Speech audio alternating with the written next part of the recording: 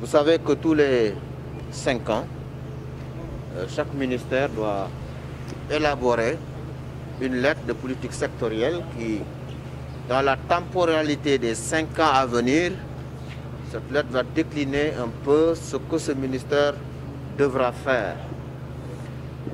Et ce que le ministère devra faire doit être en cohérence avec la politique nationale dans son secteur. Nous savons tous que nous avons le plan Sénégal émergent qui vise à faire du Sénégal un pays émergent à l'horizon 2035 avec une société solidaire dans un état de droit.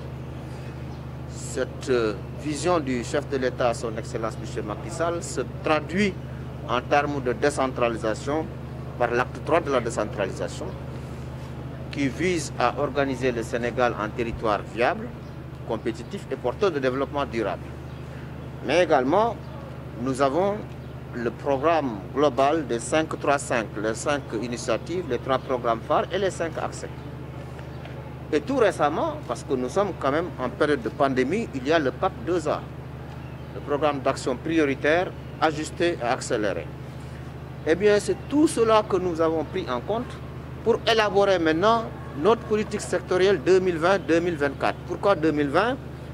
Parce que nous avons élaboré cette politique en 2020, mais à cause de la pandémie, nous n'avions pas pu valider cela. Donc l'horizon, c'est jusqu'en 2024, et nous avons décliné tout ce que nous devons faire en fonction des priorités et en phase avec les politiques nationales. De quoi donc il s'agit ici pour notre ministère? Nous avons fait le focus sur la fonction publique locale. Nous avons fait le focus sur le financement de la décentralisation. Nous avons fait le focus sur l'état civil. Nous avons fait le focus sur l'aménagement du territoire. Et vous savez qu'à l'heure actuelle au Sénégal, pour la première fois, depuis le conseil présidentiel du 20 janvier 2020, nous avons un plan national d'aménagement et de développement des territoires.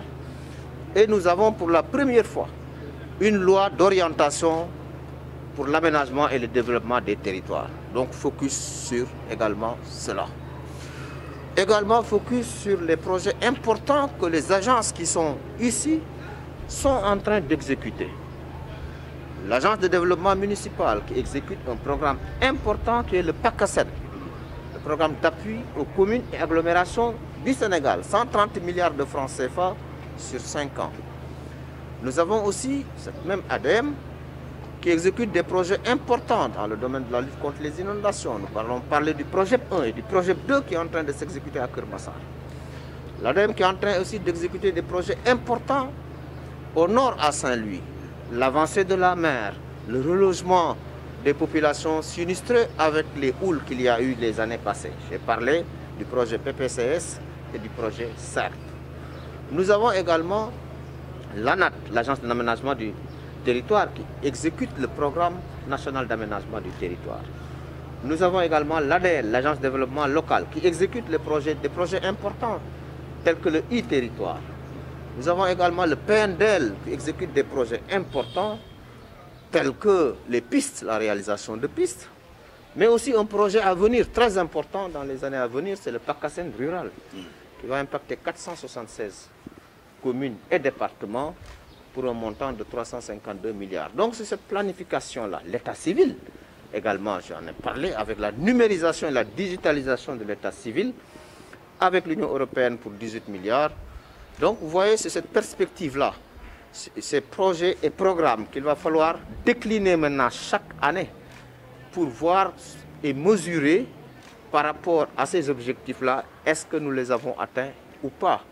Et cette mesure nous permet de corriger pour faire en sorte que, in fine, d'ici les 5 ans à venir, nous puissions être au rendez-vous. Être au rendez-vous, pour moi, cela veut dire avoir réalisé tout ce que nous avions prévu de réaliser. C'est ça le sens d'une lettre de politique sectorielle et de développement pour un ministère que nous avons donc adopté ce matin pour le ministère des collectivités territoriales, du développement et de l'aménagement des territoires. Nous pouvons dire ici sans nous tromper que la fonction publique locale est une réalité maintenant. Elle est effective. Sur le terrain, nous avons fait 14 CRD, 14 réunions dans les 14 régions du Sénégal pour l'implémentation de la fonction publique locale, avec l'intersyndicale.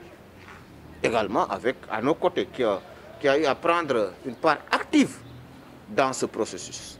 Il reste maintenant, ce qui reste, c'est à la mise en œuvre, nous nous sommes rendus compte qu'il y a des décrets qu'il va falloir reprendre et revoir pour l'adapter à la réalité du terrain. Le décret 2011-662, entre autres. Et aussi l'effectivité de la structure de gestion de la fonction publique locale. Parce que la différence entre la fonction publique locale et la fonction publique de l'État, c'est quasiment la même chose, sauf que la fonction publique de l'État, il y a un employeur. C'est le ministre de la fonction publique.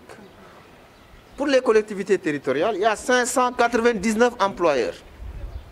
C'est-à-dire les 557 maires et les 42 présidents de conseil départemental.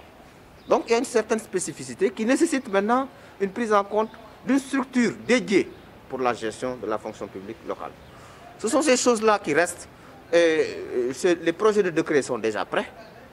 Et très bientôt, le président de la République, son Excellence M. Macky Sall, va pouvoir donc signer ce décret-là pour vraiment en finir définitivement avec la mise en œuvre. Mais cette mise en œuvre, elle est actuelle, elle est effective. Les maires et présidents de conseil départemental ont régularisé beaucoup d'agents dans la fonction publique locale et qui commencent donc à vivre ces avantages-là d'être fonctionnaires de la fonction publique locale.